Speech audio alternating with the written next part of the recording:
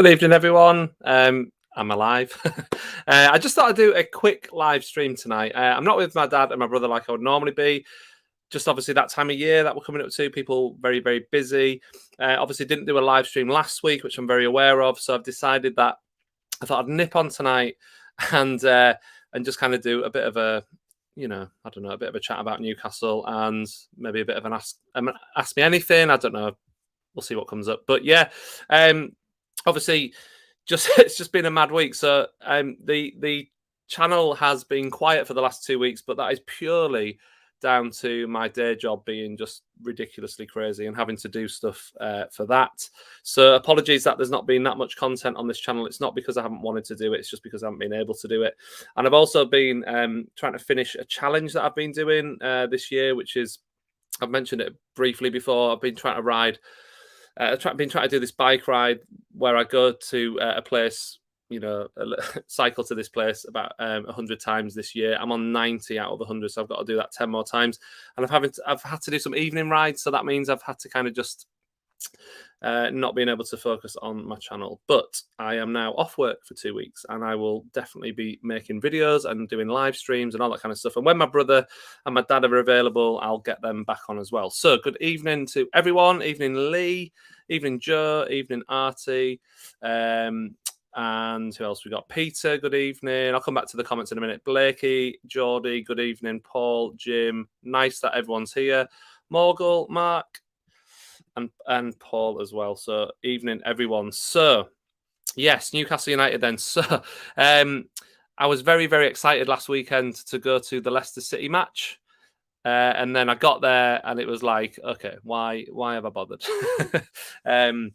What I will say, I don't really know what the general consensus of opinion is about the Leicester game in terms of Newcastle United YouTube and Twitter. I've taken myself off Twitter at the moment, just temporarily, really. Just sometimes it's just not a good place to be. So I've just come off. I've not been able to kind of check Twitter and see what's going on there. So, but my view was, I think Eddie Howe came out and said after the game that it wasn't a 4-0 hammering. It looks like a hammering, but it wasn't, and I agree with him. I think we were second best. I think Leicester deserved to win, but I think that 4-0 was really harsh on us, and I think that bad defending cost us, and I'll get onto why I think that what's going on there in a minute. But I think bad defending cost us, and really we were toothless up front, so we just couldn't quite get anything going up front in terms of like shooting. Like every time we had a shot, it was just blocks, or it was. I mean, to be fair to Leicester, they defended really well. To be fair to them, they stepped up because they did have a dodgy defensive record as well, but they were pretty solid against us. And part of that was obviously them doing a good job, but part of it was also us doing ourselves no favours whatsoever and just being like powder puff up front, really, just not being able to really shoot properly. And it was really disappointing in the whole match that pretty much Callum Wilson didn't really have any real serious efforts. And I think, look, Leicester are a decent side, but we all know going into that game, they weren't, they could have gone either way for Leicester. They were on like the brink of kind of, oh, this season's tricky. But then the 4-0 win against us has kind of elevated them and given them more confidence again. And I think that, going into that, they had the COVID issues. They played in Europe on the Thursday night. I would have expected us to just be a little bit better. And it's not really a criticism of Howe. I don't want to get into any of that. And I think that's a dodgy. I still hope that everyone's behind Howe. In the away end at Leicester, at full time, when we were 4-0 down, the fans were completely chanting Eddie Howe's name. So I don't feel like that's a major thing. Maybe one or two people are saying things, but there's idiots in every fan base, essentially, I think. So we've got to give him a chance. But what I am concerned about, and this was my concern with Eddie Howe before he got the job, my one concern was, can he make us defensively strong enough? And his track record in that department, Bournemouth fans were all saying it. That's the one thing he could never get at Bournemouth was like to be really solidly defensively. So that's a concern because we have the worst defensive record in the league now, and we have to improve it. But what I would say is, and this is my thoughts. If you've read my newsletter today, you'll know kind of what I might about to say, really. But for me, yes, we need new defenders, but the reason we're conceding so many goals, in my opinion, is because our midfield is weak. And yes, Shelby's been a better player. Yes, he scored a great goal at Liverpool last night. I can't knock his performances under Howe, but at the end of the day, he's not good enough. And if he's the best we've got, that's a problem. Willock is either injured or not playing in position or just isn't the player we thought he was. I don't know what's going on there. Obviously, Hayden played last night. I'll full disclaimer, I didn't see any of the game last night other than the goals. So I don't really know how the game panned out or who played well. I don't know if Hayden played well or not. I mean, I hear we did all right in the second half. We were a little bit unlucky. I don't know if that's true, but yeah. So my concern is, look, if you basically, whenever we come against a midfield that's better than ours, which is most midfields in the league, we have a problem because they dominate the game, and that is our problem. And for me, the first type of player I would buy in the January transfer window would be two central midfielders, and it would surprise me massively if Shelby and Willock or Shelby and Hayden were anywhere near the first 11 come February or even the middle of January. I really believe that if we can get better defensive midfielders who can control a game, who can track back and defend well, that's going to help our defence out. Now, I know there's issues in defence. I know that we need better players in defence as well. But I honestly think they're so exposed. Like, so many goals that we've conceded, like at Leicester and against Brentford, have been where the balls come across the box and the fullbacks have been completely overrun, outnumbered, and there's just been acres of space at the back post. And we've conceded so many goals that way. And that is, alarm bells are ringing. Like, we have to sort that out. It's just like, it's so important that we sort that out. Right. Lee says, who would you like to see Newcastle sign? Kieran Trippier would be a great sign-in. I'll say this. I don't follow a lot of European football. I don't have time. So I don't know anything about him too much. The other guy, is it Ginter? Is that how you pronounce his name? So I don't know. But I mean, I trust people do understand these players. So it comes back to the old thing for me. If they improve us, you sign them. It's as simple as that. So... But I would love to see, Kieran Trippier would be a really good, obviously, right back, can play left back too. He's an improvement on what we've got. And especially, obviously, Lewis is injured now. I don't know quite how long he's out for. I haven't actually followed the news today on that. So maybe he's out for a while or not. I don't 100% know. But yeah, Trippier would be quality. I know a little bit about him. But like I said, the first players I would sign would be some sort of central midfielders. And certainly one in the mould of... like Cheick Tiote, Mo Diame, one of those players who can break up play, control a game, and just give the defence a bit of protection. So that's would be my priority. Evening, Peter. We're all good, thank you very much. Yes. Thoughts on whether a pause on the league due to COVID would be a plus or not? I've been thinking about this. I'm actually not going up to Newcastle tomorrow now on Sunday, for the Man City game. I was going to be going, but just because of just because it's before Christmas and like the uncertainty around the COVID cases been spiking up, I don't want to catch COVID again before Christmas, because then I've got my cycling thing, and if I can't get out, I won't complete that challenge. So I've got that in my mind. So in terms of the actual whether it be a plus or not for Newcastle, absolutely it would be a plus, because if more games can get pushed back until January or later, that's a bonus for Newcastle, because that means we've got more games with new players that we can play. So I hope it happens in a way. I mean, I don't want COVID around. I hope, I don't want anyone to get poorly. I don't want any of the bad stuff with it. But if it does mean that the Premier League is heading for a suspension of games, that might not be the worst thing for Newcastle United. And we'll see what happens, But ultimately, we're also playing Man United and Man City in our next two matches. So whether it would really matter for us, I don't know, to be honest.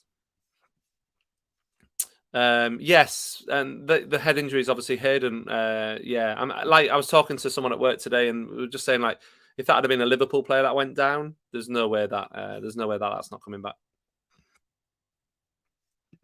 And clicking on Peter's comments here, yes, I feel a bit sorry for Howe. He is stuck with the tools he's got, and there's a there's a problem in the squad. I think he's tried to bring a positive winning culture, but it's hard to do that in a very short time with players who are so conditioned not to want to win, or not that they don't want to win, but just kind of like that mediocrity is being accepted. Do you know? Good to see that other people are still well and truly behind Howe. Do you think Eddie Howe should bring a defensive coach into like King did with Matt? Well, that's interesting, Geordie. Yes, in a sense, because I think I'd like to think Eddie Howe's a smart enough guy to recognise his weaknesses. And he said when he came back into the Newcastle job that he'd spent a year out of the game, working on stuff, studying the game. He wasn't doing nothing. And he maintained he came back as a better manager. And I'd like to think that if he maybe that includes better or new ways that he can make his attacking teams more defensively strong. But if he can't do that, yes, I would like to see that. However, what I would say is the Mark Lawrenson thing wasn't a success. Now, is that because it was Mark Lawrenson? Probably. I don't know. But so it would have to be the right person, wouldn't it? You would have to have someone who could work with Howe, who could work in the structure of Newcastle United, and also, improve what is there, essentially. Morgul, got to keep the faith with Eddie. The squad hasn't changed yet, but their fitness has. Yes, that's a really, really good point. Fitness and a style developing. Totally agree. Like anyone who says, "Oh, it's the same," like, "Oh, we lost 4-0 to Leicester. Oh, we lost 3-1 to Liverpool." Blah. It's not the same though. It isn't the same. Like the Leicester game, I think in the end we had more possession, we had more shots. They just weren't good shots. We weren't great in possession. That was the problem. We had 52%, I think, against Leicester, and like. It's never been about possession in a sense. I know we've all banged on about it because it's been so bad under Bruce, but it's always been about what you do with possession rather than having loads of possession. And that was the problem against Leicester. We were just kind of weren't completely useless, but it was frustrating. Like it wasn't clicking. And I think that is down to the thing. But in terms of the fitness thing, yeah, absolutely. Within 2 months, we've got a much fitter team, a team that can hang in there until the 90th minute. And yeah, look, last night against Liverpool, like I said, I didn't watch the match, but we hung with Liverpool at 2-1 until like the 86th minute. And then Trent scored an absolute worldie, essentially, didn't he? And 4 minutes from time. So, there are sort of positives there. The problem is we're desperate for results. And that's the problem, really. We are desperate for results now. And Leicester was a wasted opportunity in a sense, I think. And yeah, not beating Leicester. I know we did well against Leicester with 10 men and all that, but actually that could come back to haunt us in the end of the season, but potentially. Artie says, any defence with Lascelles in it will struggle. Granted, the centre halves need protection, but we have too many weak links in the back 4-3. I totally agree with that. It's not just about protecting the back four, but it is the fact that it's both things. It's the fact that the midfield are very weak. They're not protecting the defence. So a poor defence is already struggling because it's lacking protection that it should have. And so it kind of exacerbates the problem of the poor defenders, doesn't it? So I don't know what will happen with Lascelles. Maybe and Eddie Howe is never going to drop the captain early on. I think Eddie Howe would consider dropping him. If he gets someone new in who he prefers. It wouldn't surprise me potentially if that happens later in the season, that Lascelles loses his place. But at the moment, I can understand why Howe plays him, even though, in my opinion, I would pick Fernandes. But ultimately, we need more players. We need new players. And Green Machine midfield is so weak, and it really is. And it's not just those central midfield players. It's like the tracking back of the wingers, everything. It's like we are so exposed at fullback. Look at all the goals we concede, or not all of them, but a lot of them come from wide areas and being. I mean, it's easy. Like if you were the opposition's manager, you would say, right, just get the ball wide because Newcastle cannot cope with if you've got two men overlapping each other on the wing because we just can't cope with that. Geordie says, thought we played better against Liverpool than we did against Leicester. The only problem was Shelby's mistake that led to Liverpool scoring, but at least he came out and apologised for it. Yeah. Like I said, I've only seen the goals to the game. I didn't even see Shelby's comments there. But look, if you've got to own mistakes, haven't you? So that's actually the sign of a good culture. I think that Eddie Howe's developing there, because it's a case of look, we all make mistakes. You accept them, you move on. It's unfortunate, but it's good to hear that we did all right against Liverpool. And it would be really nice to think that against Man City or Man United, we can just have St James's Park bouncing. We've made it tough for Man City and Man United in the past at home. It would be great just to have that kind of, I don't know, we just need that bit of luck, don't we? We just need that big performance, that big occasion. And, maybe we can nick a draw against one of these two Manchester clubs coming up. Mark says, I think we're going to see a few hammerings under Eddie Howe because there's no damage limitation, but this time might help us nick points we would not have otherwise got. And I, again, agree with that, Mark. Totally agree with that, actually. Because, yes, there is no damage limitation. It's like he plays that way and that's it. You just keep going. And against Leicester, obviously, that cost us. But we were already 2-0 down. And we were pushing to try and get back in the game. And we had a couple of chances. Leicester nearly scored a mad own goal. Like that would have been crazy if that had gone in. The luck just didn't quite go for us. If we got it to 2-1, because like that near own goal for Leicester was like about 2 minutes before they scored their third. They broke and scored their third. And like, that's fine margins. Like if we suddenly get a goal and it's 2-1, you're looking at a completely different game, because then like you're talking about momentum switching, the team building confidence. Leicester are thinking, oh my goodness, no, what's going to happen? It could have been completely different. It wasn't, obviously. We know what happened. And they went on and got 3-4. But yes, I agree, Matt, that against teams who maybe aren't defending as well as Leicester did against us at the weekend, we might nick a goal late on that gets us a point or gets us a late winner, that sort of thing. And that's something we've not seen for a long time. We haven't scored that many late goals. Like under Bruce, we were always too knackered to do that. Peter's asking the big questions here. Sprouts or no Sprouts this Christmas? Absolutely no Sprouts. I can't stand them. So yeah, absolutely no way. Yeah, don't forget as well, so as well as chatting a little bit about Newcastle, I'm also doing an Ask Me Anything. If you want to ask me anything, then go for it. Talking about Willock, Paul, there appears to be a rabbit off with Willock. I found Howe's remarks about Lewis interesting. He said he was surprised as Lewis is such a good athlete. I immediately questioned the injury when what does it say? I don't know what the end of your comment was there. Again, I wish I'd heard Howe's comments. Let me know what Howe said about him, because I'm not 100% sure what the context of that is. So is he saying he's surprised Lewis was injured because he's such a good athlete, or is there something else to that I'm not quite understanding? There's been no news about Lewis today. Geordie likes Sprouts every Christmas. No, absolutely not. Evening, Connor. Nice of you to join me. So we have a director of football on a short-term period. Do we? Like I said, I've literally been so busy. I've not been able to keep up with thing. I'm going to have a quick Google and see what. Okay, right. So some ex-Celtic guy. Short. Okay, right. Fair enough. Right. Okay. So they brought someone in to kind of consult about the January transfer window. I get that. Yeah, that makes sense. Like basically, you need a footballing brain in there to move in the transfer market. So yeah, getting someone in who kind of at least knows how to negotiate and that kind of thing might be quite useful. If it's on the short term, obviously they're still looking. I think I heard someone say the other week that actually at the moment Newcastle doesn't need a director of football yet, because this season it's all about staying up, and so it's maybe not a massive concern not to have that director of football. We all expected it to happen, but it's maybe not as pressing as we all kind of imagined it would be. But yeah, I think getting someone in just to kind of deal with January and that sort of thing makes sense to me.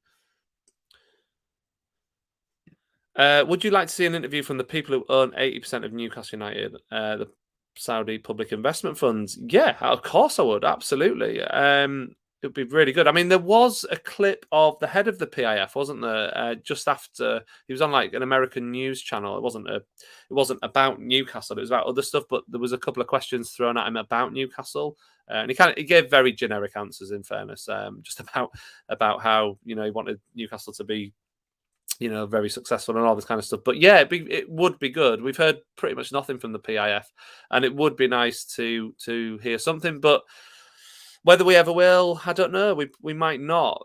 It might just be a case of whoever they put forward to run the club occasionally speaks, but it might just be that they own the club and don't make much comment. That's kind of the way they operate these things. And a football club or a sports club is different to a lot of their other businesses, where they're not.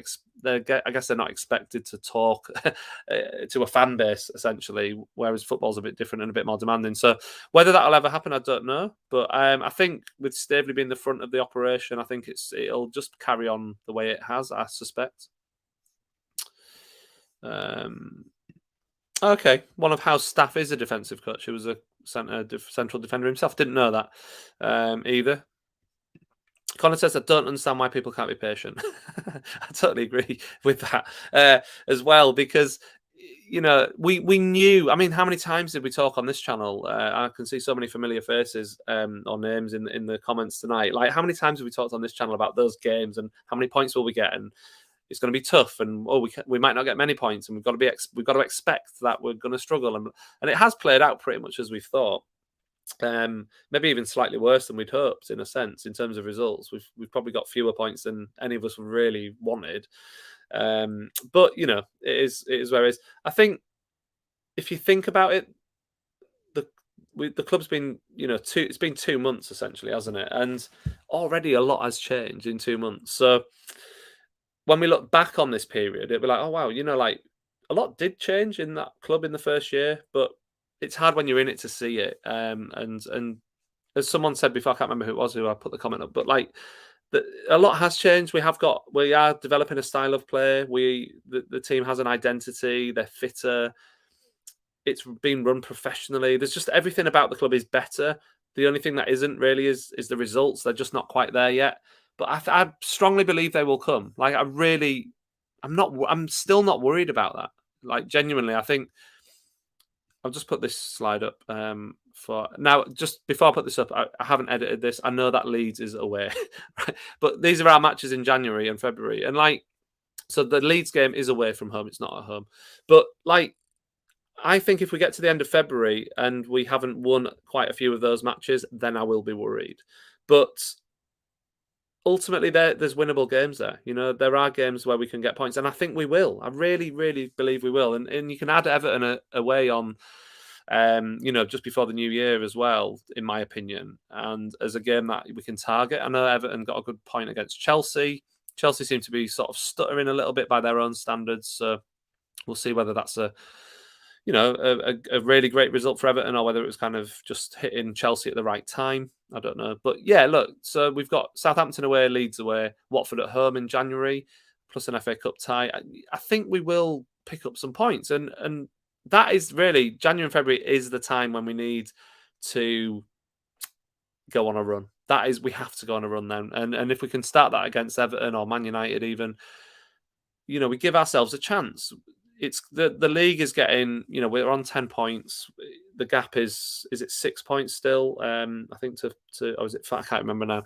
Is it 5 or 6 points to Watford? But really, we need to keep as many teams as we can down there. But it's going to be hard. What are we on? So we're on 10. Oh no, sorry, 3. Sorry, it's only 3 points to Watford. But then Leeds are 16, Southampton 17, Everton 19. Then you got Brentford and Brighton on 20, along with Palace. So the bottom half of the table, you know, some of those teams will be fine, clearly, but some of them might struggle for form, and we might be able to reel some of them in, especially when we play them. So it's really important that we, really important that we start picking up points. But yeah, I'm not worried yet, but I will be worried by the end of February if we're still sat in the bottom 3. That's what I think. What do you think of the criticism Alan Saint-Maximin has come under lately from a section of the fan base? I think it's partly justified. I think I don't quite know what's going on with Saint-Maximin. I don't want to lay into him too much. He is clearly a talent, and he does offer us something.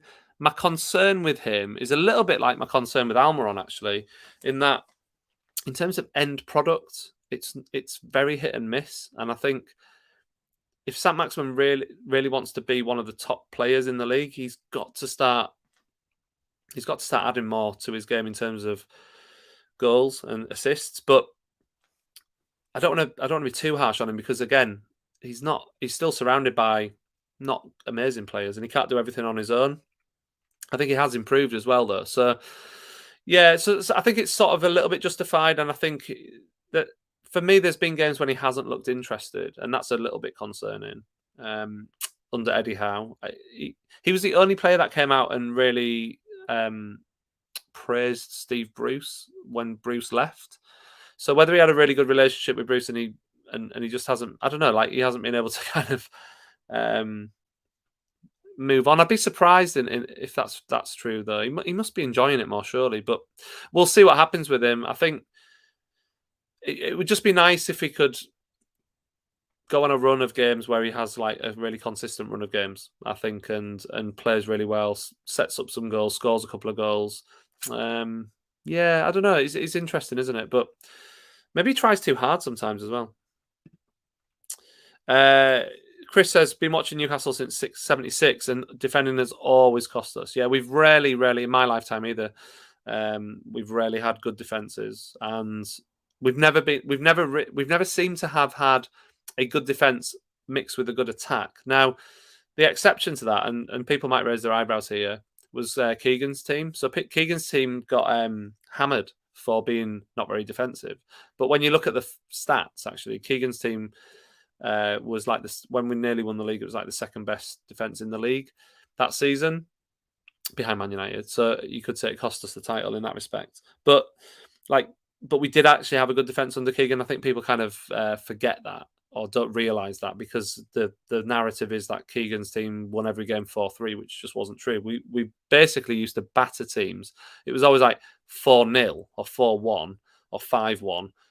Like Keegan actually only ever had one 4-3 game, believe it or not, which was the Liverpool game. I think that was the only game that ended 4-3 under Keegan. I think some of the other ones that happened were under like Kenny Dalglish. Like there was a game against Leicester, wasn't there, where Shearer scored a hat-trick, but that was the next season under Dalglish. Anyway, yes, but the point stands that we've not often had a good defence. That is true. Yeah, okay, going back to Sat Maximin here. So, yeah, he thinks it's... so MXP Creepy K thinks it's a deserved, but we shouldn't throw him under the bus. Yeah, exactly. So, yeah, I think I agree with that. I think some of it is deserved. I think he could be doing better. But I think also there's other factors and elements going on, and I don't think we should be blaming him for everything that's going wrong, to be honest. Lee says Trent scored a decent goal. However, Mike Dean blocked both Shelby and Dubravka's view. But yeah, that's true. He did, didn't he? Like literally, he almost hit Dean, which would have been funny because if it had have hit Dean, he would have had to have stopped the game and done a drop ball. Connor says we're so feeble in all areas; it's going to take a long time. And this is it. We have to be patient because it's going to take a long time to fix this team. It is. There's just so many issues, and we've not had a transfer window yet. So Green Machine says, I suspect after this Premier League meeting, all games will be suspended until after the new year, considering the spike with the new COVID variant. It would not surprise me if that happened. I really believe that. I know that I was meant to be going to a concert in January in Sheffield Arena. That's been cancelled, postponed. And it's kind of like, it seems like those kind of big events in like arenas and things like that are being cancelled, and it's really only a matter of time before football venues fall foul of that, I think. And it'll probably be because like cases are going through the roof, and you know the kind of vibes you're getting from the government is that this is they're starting to worry a little bit about it. So it feels like we're heading towards that kind of stuff again, possible lockdowns and that sort of thing in terms of like kids going to school and that sort of thing. And I really hope it doesn't happen, but I've got a bad feeling it's going to happen again. So yeah, I think it could be a case of postponing or suspending it until the new year. And then if it hasn't improved in January, it'll be a case of behind closed doors games. It'll be that sort of thing again. And it's such a shame, but it probably will be. Yeah, so Ben says Kieran Trippier, Tarkowski, Jesse Lingard, Tammy Abraham would be on my January signings. Yeah, I mean they would all improve us without a doubt. Lingard would be good. I would still love to see a central defensive midfielder. I think that's absolutely vital. We've got to have someone who can sit in front of the back four and mop stuff up and protect that back four, because at the moment we are absolutely,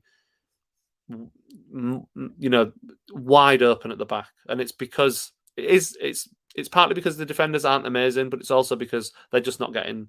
If you look at it, it's just they're not defending as a unit. Morgul says there's been reports that the Trippier deal is done. If true, not a bad statement of intent and will help to attract other players. Yeah, it's a good. I mean, if Trippier does come, that is a big statement of intent, and it'll be interesting to see if it is a permanent deal. Like that's pretty ballsy from Trippier if it is, because I mean, let's be honest, we're more likely to go down than stay up at the moment. So it'd be interesting to know if he's got some sort of release clause in his contract if he does sign. Blakey, Rome wasn't built in a day. Eddie's the man, exactly. And he hasn't had a chance to build anything yet, has he? All he's had chance to do is put foundations in and that kind of thing. So, Ben says City's last 3 Premier League visits to St James's Park: 4-3 win, 2-2 draw, 2-1 loss. I think if St James's Park is absolutely bouncing on Sunday, we could get a 2-2 draw. And this is what I'm saying. Like, we need that kind of big. We sometimes get those big games, don't we, against some of the sort of top teams where we just make it really hard for them at home. And yeah, just kind of. We need that to happen. It'd be great if we did it against Man City. It'd be great if we did it against Man United or one of them, and just got like a shock result that no one was expecting. I think that might make people sit up and take notice of them a bit, and also just settle a few nerves. Ben also says Christmas pudding or no Christmas pudding. Again, no Christmas pudding. I don't like it. Or Christmas cake. Like fruit cake and that. Yeah, it's just rubbish. Hit the like button. That spreads it to more people. Thank you. Okay. Mark says we need to keep the faith. No one has survived in our position, but no one has started the season so poor financially and so well off by October. That is completely true. No one has gone from being very not spending a penny to them being the richest club in the world. 2 months later. So yeah, we do need to keep the faith, and it is still a long season. We've still got a lot of games, and January and February are crucial. They're crucial for a lot of reasons. They're crucial for recruitment and they're crucial for results, because we've got a run of games that are against teams where we can get points. So we've just got to be patient. We've got to hope that we can somehow tighten it up a bit defensively and just win some of them games. So this is going back to the Lewis injury. He said, so this is Howe talking about Lewis. He said, it looks bad. It looks like a hamstring problem. I'm surprised with Jamal because he's obviously so athletic and he's been excellent in terms of his athletic work for us so far. So it sounds like he's just a little bit surprised that he's managed to get injured.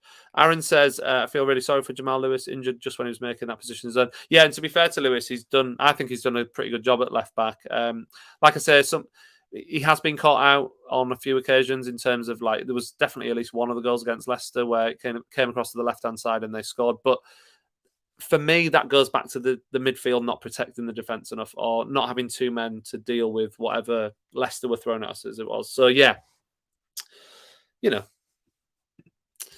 Morgan, we also have to keep degree of separation. Maybe that's why PIF is silent partners. Yeah, maybe that's true. Yes, because of course the Premier League have said, hasn't Richard Masters said, didn't he, that if they found that the PIF were being, if the Saudi government were kind of making decisions, then they could take the club off them basically, which would be an absolute nightmare, wouldn't it? Maybe Sam Maximum would like a Christmas break. Maybe that's what it is. Maybe he just needs a little bit of a rest. Yeah, so this is going back to... So Nicky Hammond's his name, director of football, temporarily, I think it is. A bit underwhelming. But like I say, Geordie, I think, to be honest, I just think that it's a short-term thing, and I think it's just so that they've got someone with a bit of football knowledge who can who knows how the transfer market works and can kind of get through. To be fair, it shows that they're going to make moves in January, doesn't it? Which we should all be delighted with, really. Evening, Kate. Hi, Ian. How's it going? Hope we get something this Sunday, BC. Yeah, of course, absolutely, we do. And yeah, it's going well, thank you. I'm just saying, we've had a few more people join, so I'll repeat it. But I just thought I'd do a quick live tonight because I didn't do a live last week, and I've not really been able to put a lot of content out on my channel over the last 2 weeks, just because my day job has been. I can't tell you how busy it's been. It's just been crazy. So unfortunately, I've not been able to kind of put as many videos out as I've wanted. It's not that I haven't wanted to do it. I just simply haven't had the time or the energy to do it. So I'm off now for a little while. So there will be videos coming. There will be live streams, and I am good. I'm fine. I'm good. I'm happy. But yes, like I said just a few minutes ago, Kate, I think if we can just kind of make St James's Park bouncing, it gives us a chance. It gives us a chance on Sunday. It's unlikely, but you never know. And of course, it looks like Pep might not be coming up to Tyneside, so we'll see. Aaron says, with games being postponed left, right, and centre, we are not going to be too far adrift by January. That is true, actually. I never thought of it like that. And also, if the Premier League do suspend the season, then we'll be within 3 points in January, I would have thought. So that's what we were aiming for. And like I say, if that does happen, like I hope it doesn't, because I don't want, like I said, I don't want the pandemic to be here. I don't want COVID to be a thing. But it wouldn't be the worst thing for Newcastle to push a couple of these 3 games that we've got left in December back until we've got new players in, because then it makes those fixtures, more likely that we could get a result from. Yeah, Morgul, the guy's just there for the window for his contacts. We're using a recruitment firm to find us a full-time director of football. Yeah. Mark says, reports Matty Longstaff's loan will be terminated in January. A young, hungry local lad could thrive under Eddie Howe. Possibly. I don't know. I'm worried about Matty Longstaff. I just wonder how good he actually is. I don't know. Maybe it has just been badly mismanaged, but nothing's happened up at Aberdeen, has it? For him, they've not really been impressed with him. I don't think he's happy up there. I don't know. Is Matty Longstaff that good, or could he come back and be a player? It's really interesting. I guess it would be nice for Howe to look at him close up and see, and I would trust Eddie Howe's judgment. But I don't know. I'm not convinced. I don't know. And is he good enough? I honestly don't know.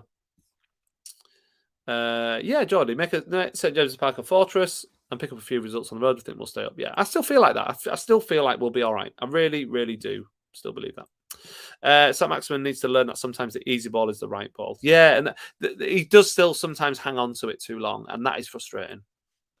Morgul also says, going back to the 95-96 season, third best defence that season. Man United and Liverpool were the first and second. But overall, though, it wasn't a terrible defence, but it did, people go on as if it was like a mid-table defence, but it wasn't. It was actually not a bad defence. We were just awesome going forward. I don't know what that is. I've not heard about that, so sorry. 8 wins from 21 games, impossible with the current squad, but January window gives us a fighting chance. Again, another point I probably agree with. Yeah. So what we on? 10 points. 8 wins would be another 24. So that would give us 34 points. Yeah, 8 wins, couple of draws. Yeah. So we've basically got to win 1 in 3, haven't we? Which is it's quite a tall ask when you say it like that. But I think we can do it. We need to go on a good run. We just need to get on a really good run. And like you said, nick a few results away. Surprise a few teams. We've not had a surprise result this season yet because we've been terrible. But it will come. We will get a result at some point that no one is expecting. And yeah, I guess this is summarizes my point quite nicely, Geordie. Attack as a team, defend as a team, and I don't think we're quite doing that at the moment. Matty Longstaff on his way back from the Dons as well.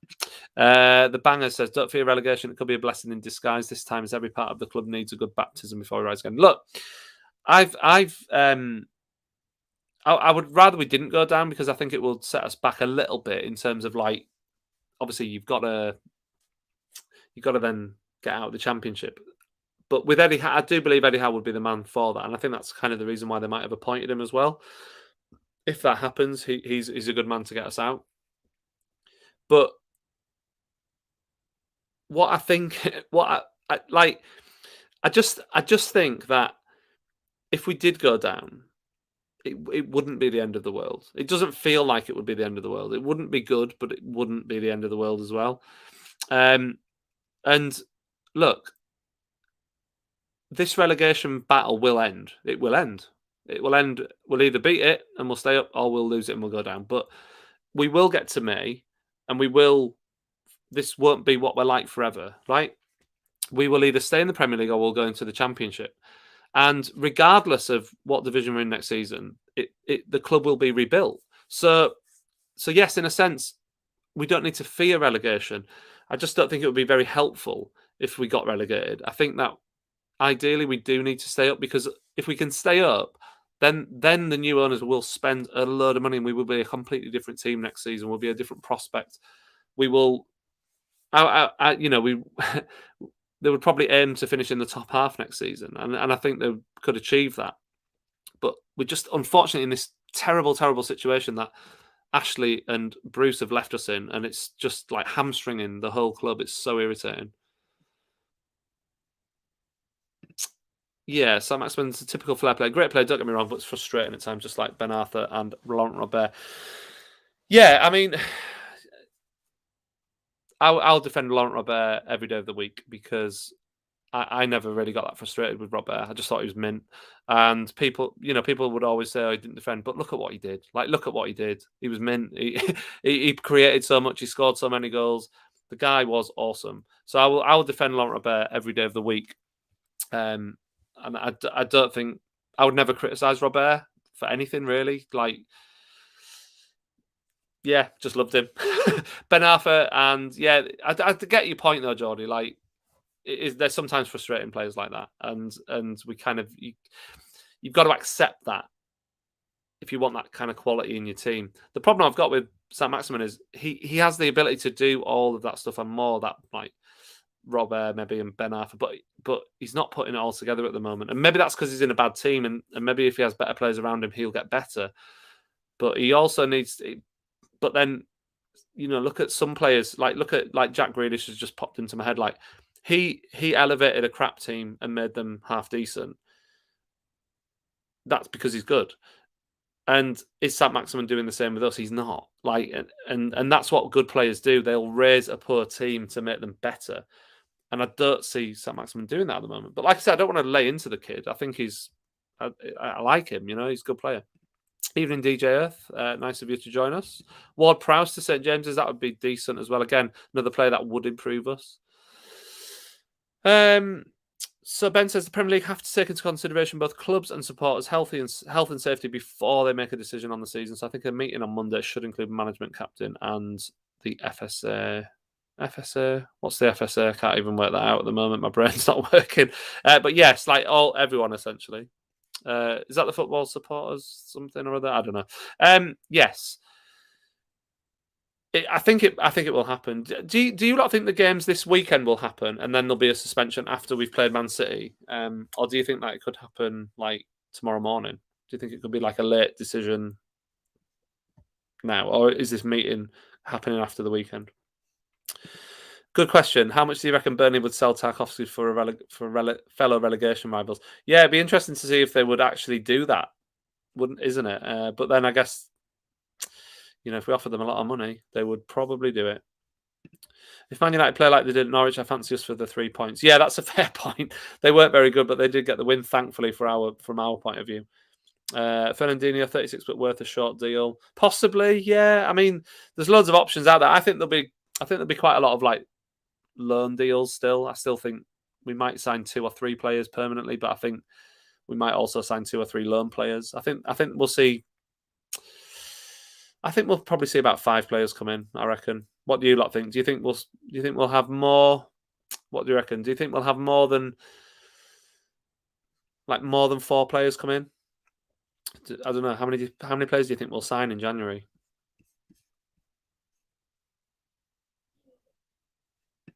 DJ Earth says the draws that Newcastle have had so far this season have been Newcastle's lifeboats. You're within touching distance of climbing out the bottom 3. We are. What? So I've read the next comment. Mark, so if DJ Earth spends an entire season gaining our trust and being polite to us, but his end game is to laugh at our relegation, hats off. That's the best troll move ever. Yeah, we'll see. I mean, to be fair, DJ Earth did say that he likes rivalry. He still thinks rivalry is important. So maybe maybe he is just laughing at us. I don't know. It's funny.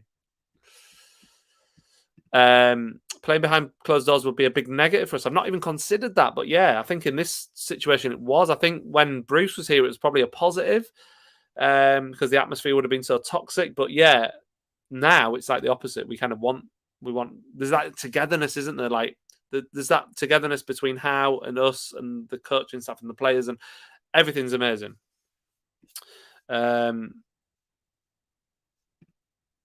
Yeah, yeah, I'd struggle with that as well, Blakey. I wouldn't be able to go on a Macam channel and talk them up. So yeah, I like it. I like the fact DJ Earth joins us, and he seems like a decent guy.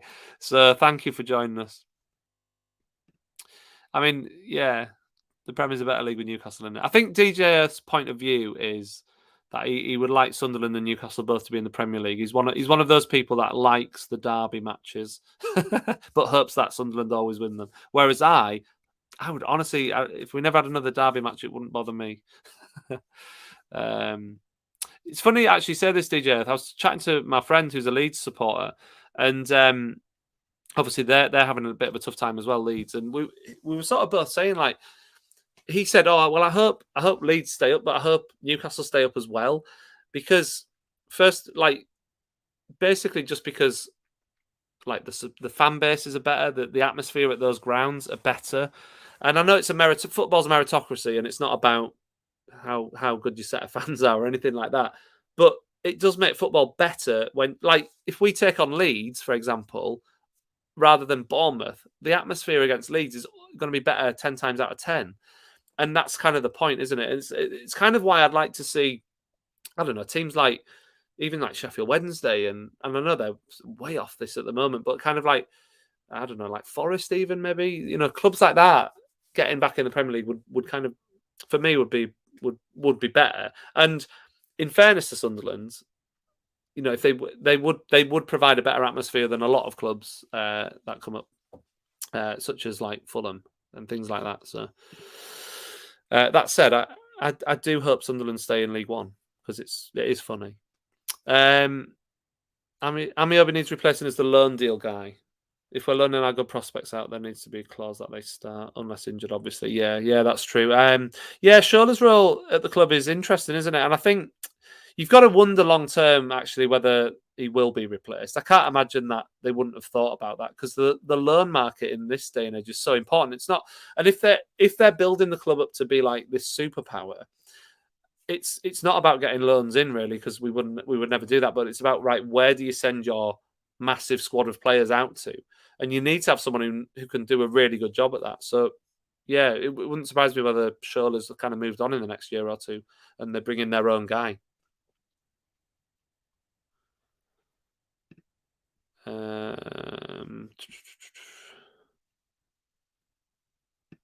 Okay, Europa League 23-25, we stay up or start fresh as a Premier League club in 23-24.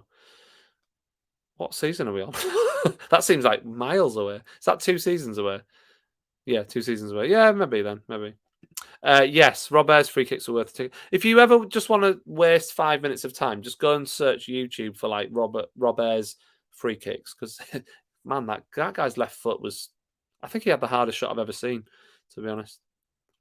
Connor wants to see more of Murphy. How did Murphy do against Liverpool last night? I noticed he was in the starting 11. Like I said, I didn't watch the game at all last night, so I can't really comment on who played well or whatever. But Murphy played. I guess the thinking for Howe was to be a bit more solid defensively. Did we still play 4 at the back, or was it more of a 3 at the back? And I didn't really look at I just looked at the starting 11, and I noticed Murphy was in it, so I wondered whether there was wing backs rather than, or whether it was just a solid back 4 still. Because did Manquillo still play? But was the theory that Murphy and Hayden coming in would just make us a bit more solid against Liverpool? So Paul thinks we'll buy 5 or 6 because people will be desperate for the cash. Yeah, absolutely. I think money talks, and all this talk about clubs not selling to Newcastle because they don't want to, and that might be true, but ultimately money talks. Yeah, DJ Earth, where's your dad tonight? Yeah. So again, addressed this at the start of the show, but I appreciate lots of people have joined us since. So yeah, just again, it's that time of year. Last week we couldn't make it happen, so we didn't do a live stream. This week I'm on my own because, again, my brother and my dad are both just busy, so they couldn't get it. But it's not that we're not going to do that again. It's just we just couldn't make it work tonight. So we will be back at some point with my dad and my brother. So yeah, thank you for asking. We've talked quite a bit about Sam Maximin. There's a bit of there's clearly a bit of is on people's minds at the moment. Do you think he will ever learn to pass or instead of dribble and lose? Yeah, I think he does pass more than he used to, but there's still too many occasions when he tries to do too much, and it is one of the most frustrating things I watch at the moment is when Sam Maximin beats two men and then tries to beat a third or fourth and then loses it. Like, you've done the hard bit, mate. Just pass it. Just pass it 5 yards, and then we keep possession. So yeah, that is a bit frustrating, to be honest. David says, I rate Jacob Murphy. I think he's a decent player. I think Murphy's fine. I think Murphy can do a job for us this season as well. And you know, he's a squad player essentially, but I think he's one of the better squad players when he comes in, and he clearly loves the club as well, which is a bonus. So he's right in there. Paul says, "Got to go. Alice is bored with the football crack." Cheers. Sorry, Paul. Sorry to you, missus. That she's not interested in what I have to say. But thank you for joining me, Lee. Am I right in thinking your brother is a vicar? He'll probably be busy this time of year. That is true. Yeah, he is, and yeah, he's busy this time of year, which is a bit of a problem. But he's not busy because of that side of things tonight. He's just he's got family stuff on. So yeah. So let's go on. Geordie's just put this message on. Let's do this. Score predictions for Sunday. Then everybody go on. What do you think the score's going to be on Sunday against Man City at home? Let me know. I personally can't see us getting a result. Unfortunately, I think we'll lose 3-1 again, like we did against Liverpool. I just think Man City are too good at the moment. They are playing so well right now, and they hammered Leeds last week. That worries me massively. I know Leeds have got massive issues in terms of players and all that kind of stuff, but like for injuries and stuff, they've got like 7 players out or something. But yeah, Man City just worry me massively. They just seem like they're rolling at the moment and almost like unstoppable in a sense. Geordie's fingers crossed for 2-2. I'd take that any day of the week right now. DJ Earth reckons we'll get a draw 1-1. Again, I'd snap your hand off for that right now. Blakey, 3-0 City. Mark, 3-1 to City. And Morgul thinks, yes, blind faith. 2-1 to Newcastle. 2-1 to Newcastle. Yeah. Man, imagine if we won, that'd be huge, wouldn't it? But I just can't see it. The defence still worries me, and I think Man City will be able to pick us off. We're going to have some kind of Herculean effort in order to keep Man City out. They're pretty frightening at the moment. I feel like we played Chelsea a few weeks ago when Chelsea looked like the best team in the league, and now we're playing Man City when now they're looking like the best team in the league. So it's like you talk about hitting these teams at the wrong time or the right time, but I don't know. I hope your blind faith proves to be correct, Morgul. But yeah, like I say, I think it'll be 3-1. I do. I think it'll be 3-1 to Man City, unfortunately. But we live in hope. And, you know, if you've got hope, then you've always got something, I guess, to hang on to. So anyway, right. I'm going to sign off. I've done longer than I thought. I was going to. I was only going to do about 40 minutes, but I've done nearly an hour. So it's been really good being back. And like I say, there will be more videos coming. I've got time now, a little bit more time to do stuff. So look out for the videos, share them, and there'll be more live streams. I'll try and get one with my brother and my dad at some point. So people seem to like that as well. So that's really nice. I've had lots of nice comments about that. So thank you. And as ever, in the comments below, you can subscribe to my free Newcastle newsletter. Love it if you did that, and you can read all the previous editions. It's released every Friday straight into your email address. Okay, sorry, Mark, there's no photo quiz tonight because, like I said, I was only hopping on for like half an hour to 40 minutes just to chat. I didn't want to leave it for another week without doing another live stream. I wanted people to know that I haven't disappeared. So I hadn't quite prepped like I would normally prep for a live show. So no photo quiz tonight, I'm afraid. Ben says, do you like rich tea? Yes. I mean, if there's nothing else available, I will eat a rich tea biscuit. But I mean, I wouldn't pick them. But, you know, I'll eat a biscuit. Biscuit's a biscuit. Anyway, right. Thank you. Have a good weekend, everyone. Yes, you too, Mark. Thank you, Geordie. Cheers, Blakey. And have a good weekend. Hope Newcastle don't ruin it for you, and take care. And I'll see you really soon.